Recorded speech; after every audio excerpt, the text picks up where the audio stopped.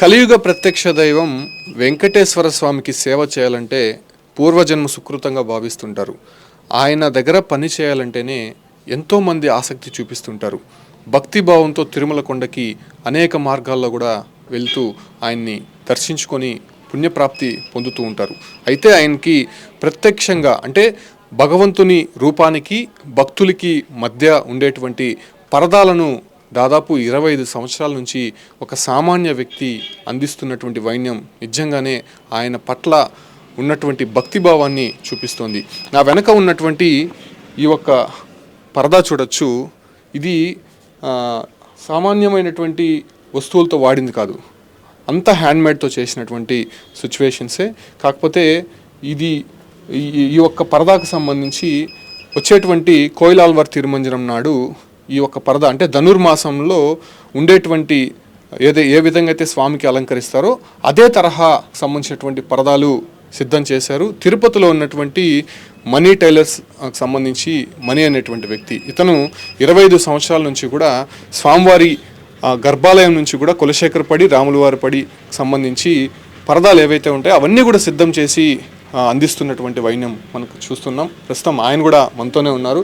ఈ ఒక్క పరదాకు సంబంధించి ఇది మొదట బంగారు వాకిలికి వేసేటువంటి పరదా. ధనుర్మాసం కావడంతోనే చిలకలు ఉంటాయి. గోదాదేవి అదేవిధంగా శ్రీకృష్ణుడు తో కూడినటువంటి పరదా ఈ కోయిలాల్వార్ తిరుమంజనం నాడు స్వామివారి బంగారు వాకిలికి సంబంధించినటువంటి ఆ ఒక ద్వారం వద్ద దీన్ని వేసేటువంటి పరిస్థితి.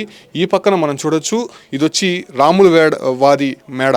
అంటే ఇది మొదటి మెట్టు. అదేవిధంగా ఇంకొక ద్వారం ఏదైతే ఉంటుందో రెండో ద్వారం వద్ద ఈ ఒక్క పరదాని స్వామివారి ఆలయంలో వేస్తూ ఉంటారు. మరోవైపు ఇక్కడ మనం చూడొచ్చు, వెనక ఉన్నటువంటి ఈ ఒక్క పరదా అనేది కులశేఖరపడి, అంటే స్వామివారి గర్భాలయం ఏదైతే ఉంటుందో గర్భాలయానికి ముందు ఈ ఒక్క పరదానే వేస్తూ ఉంటారు. అంటే ఈ 3 పరదాలు 3 ద్వారాల్లో వేస్తూ ఉంటారు. దానికి సంబంధించి మనతో మణి స్వామి ఉన్నాడు, ఆయనతో మాట్లాడదాము అసలు ఏంటనేది. స్వామి, ఏంటి ఈ ఒక్క పరదాకు సంబంధించి కొత్తగా కనిపిస్తుంది? కొత్తగా ఏం లేదు, మాకు కొత్తగా కనిపిస్తుంది. కానీ చిలకలు ఉంటే ధనుర్మాసానికి సంబంధించి ఒక సూచిక అంటారు, ఏంటి దాని చరిత్ర? ఓం నమో వెంకటేశాయ. కలియుగ దైవం శ్రీ వెంకటేశ్వర స్వామి దీవెనలతో సంవత్సరంలో 4 సార్లు ఆ దేవదేవుడికి కోయిలాల్వారి తిరుమంజనం జరుగుతుంది. ఉగాది ఆస్థానం, 2 ఆనివారి ఆస్థానం, 3 సాలకట్ల బ్రహ్మోత్సవం, 4 వైకుంఠ ఏకాదశి. ఈ ముఖ్యమైన పర్వదినాల్లో వచ్చే ముందు మంగళవారము స్వామికి తిరుమంజనము.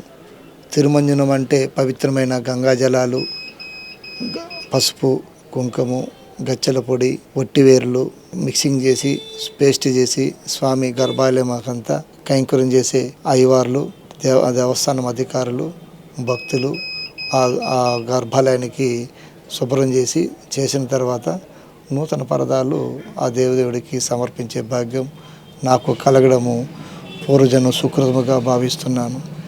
స్వామికి సంవత్సరంలో 4 సార్లు వైకుంఠ ఏకాదశి పర్వదినాన మాత్రము స్వామికి ధనుర్మాసం ప్రారంభము డిసెంబర్ 16 నుంచి స్టార్ట్ అవుతుంది. డిసెంబర్ 16 నుంచి జనవరి 15 వరకు స్వామికి తిరుప్పావై సుప్రభాత స్థానంలో తిరుప్పావై పాసురాళ్ళు తల్లి చిలక రూపంలో స్వామికి పాసురాలు రూపంలో అలంకరిస్తారు. స్వామి గర్భాలయంలో కూడా స్వామికి ఎదపైన బంగారు చిలుకలు అలా వేయించేస్తారు. సంవత్సరంలో ఈ ఒక్క నెలలో మాత్రము మార్గశిర మాసము అత్యంత పవిత్రమైన మాసం. అలాంటి సాంప్రదాయము ఈసారి పారదారి మీద శంకు చక్రాలు, తిరునామము, అలాగే అరటి గెలలు, రామచిలకలు, కృష్ణ పరమాత్ముడు, గజవాహనాలు, గోమాత, అలాగే గోదాదేవి, పూర్ణకుంభము, ఇలా అపురూపమైన దేవతామూర్తులు ఆ సాంప్రదాయబద్ధంగా భక్తులకి ఆనందం కలిగించాలని మొదటి గడపలో వేయడం జరిగింది. ఈసారి పరదా కూడా నాకే ఆశ్చర్యం అనిపిస్తుంది. ఇంత అద్భుతమైన నగేషన్లో ఎలా తయారైంది అనేసి. ఆ దేవదేవుడే వచ్చి ఆ దేవదేవుడే ఇక్కడే తయారు చేసుకొని నాకు భాగ్యం కలిగించాడు. ఈసారి కాపర్ లేసులు, బంగారు లేసులు, కుందన్సు, డైమండ్సు, ఆర్టిఫిషియల్ డైమండ్సు, మకర తోరణము, ఇలాగా స్వామికి వజ్ర వైడూర్యాలతో ఏ అయితే అలంకారం చేస్తారో నూలు పోగులాగా ఆ పరద మీద కూడా అలాంటి అనుకరణతో దగ్గరగా చేశాం.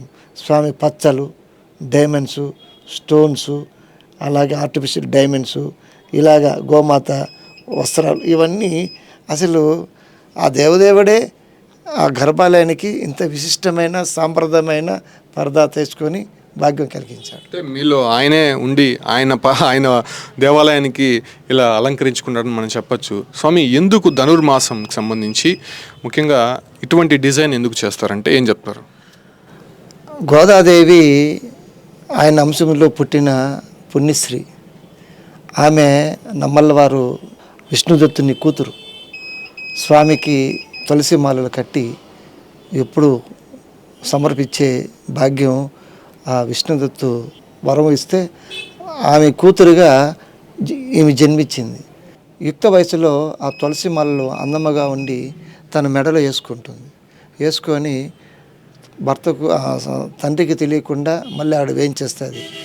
ఈయన స్వామికి చాలా శుభ్రతతో చాలా పవిత్రంగా మాలలు కట్టాడు ఉంచితే ఈమె ధరించడము తండ్రి చూసేస్తాడు.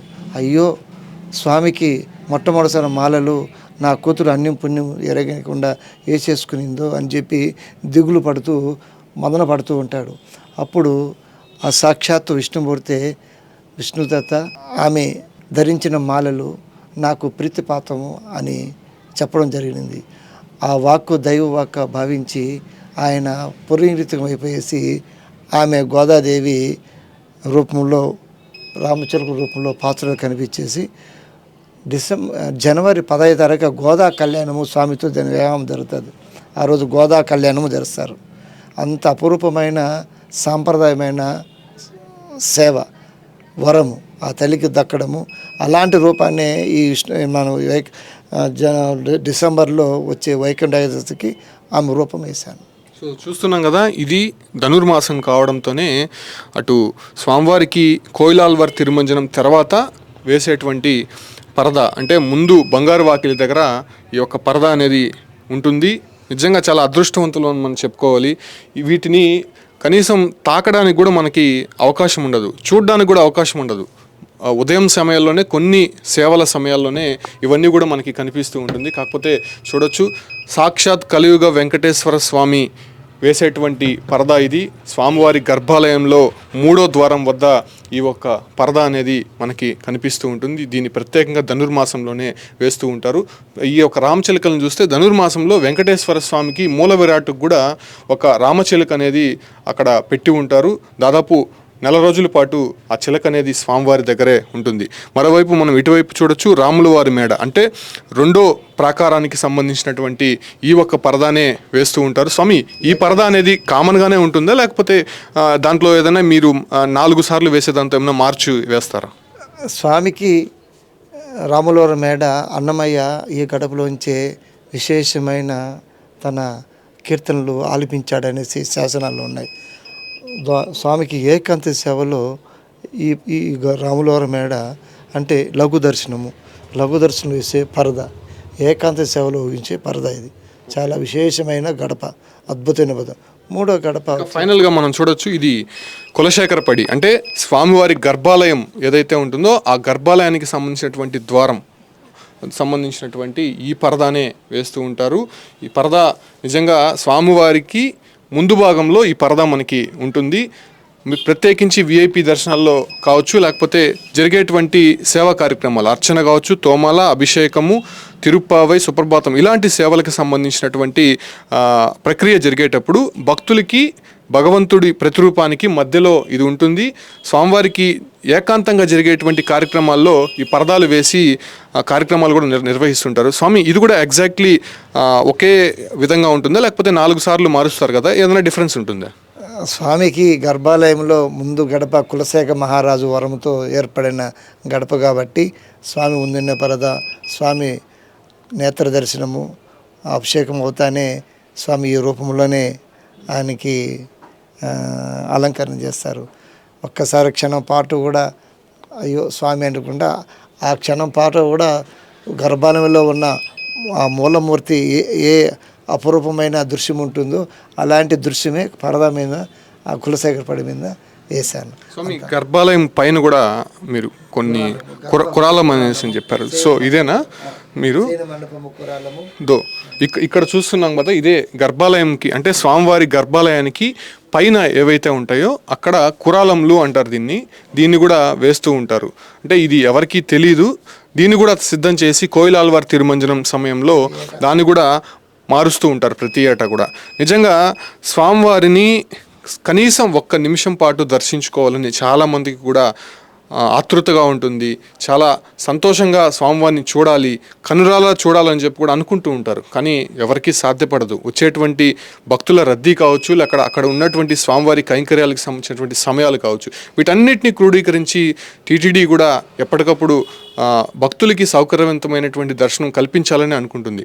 కాకపోతే ఈ పరదాలు ఏ జన్మలో పుణ్యం చేసుకున్నాయో కానీ, ఎక్కడ ఇవి తయారయ్యాయో కానీ, నిజంగా ఇవన్నీ కూడా స్వామివారి నిత్యం చూస్తూనే ఉంటాయి. స్వామివారికి అదేవిధంగా భక్తులకి అనుసంధానంగా ఇవన్నీ కూడా ఉంటాయి.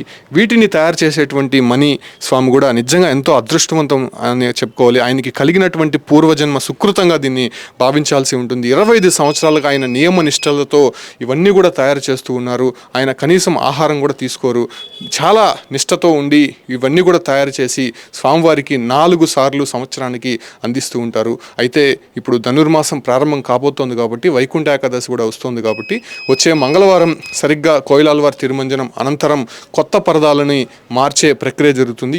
ఈ ఒక క్రమంలోనే ఇవన్నీ కూడా ప్రస్తుతం తిరుపతిలో ఉన్నటువంటి టీకే స్ట్రీట్లో ఇవన్నీ కూడా సిద్ధమవుతున్నటువంటి పరిస్థితి కనిపిస్తోంది.